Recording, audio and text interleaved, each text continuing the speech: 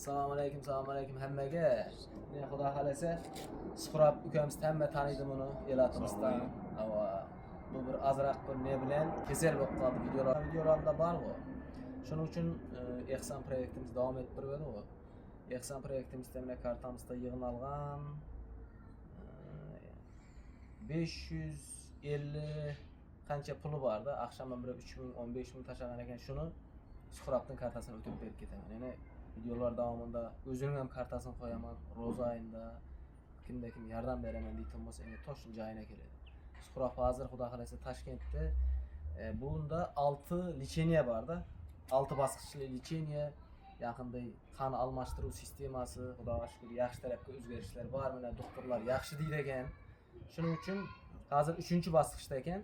Sog'liq bo'lsa 3 dan ham o'tib olsa, keyin 4 ga 5 ga 6-bosqich bilan qaytadan yana o'z mahallamizga bir foydasi tegadigan, manfaatli, yaxshi insonlardan bo'lib o'lib o'sib qaytlaysan, sog' bo'lib, yaxshimi? Meni cheklarni chiqarib qo'yaman, toshni o'tkazaman. So'rab, bilasizmi, Ehson proyektimda bor edi. 550 ming so'm hozir priyam o'tkazaman. Rozi bo'lasizlar? Ayting. 54 65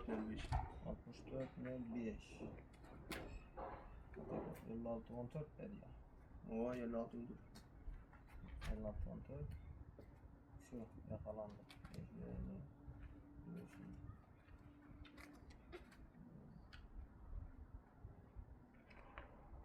Yalnız Makartada gezme